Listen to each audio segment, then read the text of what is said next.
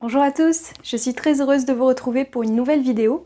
Aujourd'hui, je vais vous présenter Cette graine de lumière dans le cœur des guerriers de Pierre Pélissier, édité aux éditions Erol.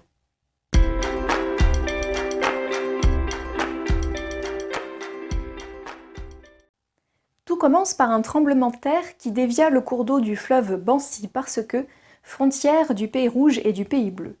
Le Pays Bleu se retrouve du jour au lendemain sans eau. Le roi bleu décide donc d'envoyer un courrier au roi rouge afin de lui demander son accord pour accéder à l'eau. Mais celui-ci refuse avec des arguments tout à fait légitimes. S'ensuit alors un échange de courriers où d'arguments on arrive à des menaces, puis à des attaques personnelles et enfin à la guerre entre les deux pays. Sur son lit de mort, le roi bleu va confier à son fils homme une tâche bien difficile, résoudre ce conflit. Avec l'aide d'un vieux sage, Homme va partir pour un voyage initiatique dans 7 pays successifs où il va apprendre l'art d'une communication sans violence. 7 royaumes pour 7 graines de lumière. Homme apprend, grâce aux erreurs passées et aux erreurs qu'il commet, à comprendre pourquoi les choses s'enveniment lors d'un désaccord, à désamorcer ce processus infernal et enfin à trouver une solution satisfaisante pour chacune des parties. Pierre Pélissier nous offre des graines de lumière afin d'harmoniser nos relations.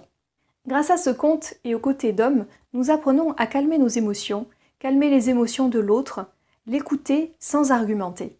Les autres étapes, je vous laisse les découvrir.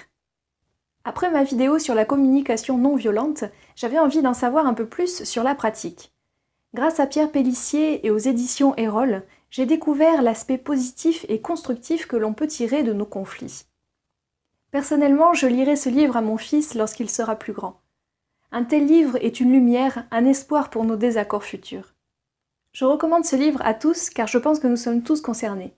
Chacun souffre de conflits, que ce soit en famille ou au travail, et ce livre peut nous aider à harmoniser nos relations.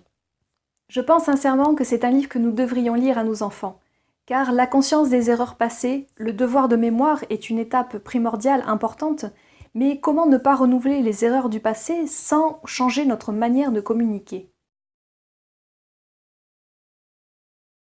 Il s'installa à l'ombre d'un petit arbre et invita Homme à le rejoindre.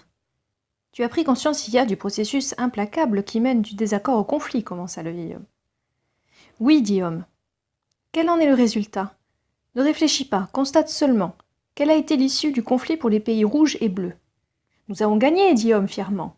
Nous avons repoussé l'armée rouge de l'autre côté du fleuve, et nous avons annexé le territoire pour lequel ils nous refusaient l'autorisation de passage. « Combien de temps a duré la guerre ? Demanda le sage. 3 ans, répondit Homme. Combien avez-vous tué d'ennemis ? Près de la moitié de leur armée. Quels dégâts avez-vous infligés au Pays Rouge ? Nous avons ravagé les cultures entre la frontière et le fleuve, nous avons ruiné leur économie, ils ont connu les épidémies et la famine. Ah, dit le sage. Et de votre côté, combien de morts ? Le tiers de nos hommes, répondit Homme rageusement. Quels dégâts ? Nos champs dévastés, notre économie presque anéantie. Et tu dis que vous avez gagné ? Je vois surtout des pertes considérables, non ? Peut-être, mais moins qu'eux. Donc, on pourrait dire que vous avez gagné la guerre et perdu à la guerre.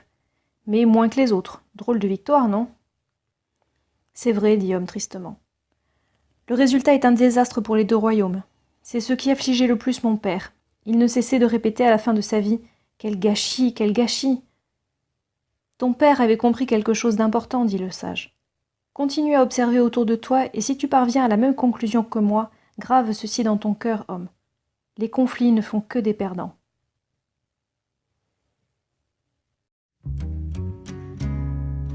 Merci à vous d'avoir regardé cette vidéo. Si elle vous a plu, n'hésitez pas à me laisser un pouce en l'air et à vous abonner à la chaîne. Si vous aussi vous pensez que nous avons besoin d'une autre façon de communiquer, pour évoluer et entretenir des relations apaisées, n'hésitez pas à partager cette vidéo afin de faire connaître ce conte magnifique. À très bientôt pour une nouvelle vidéo.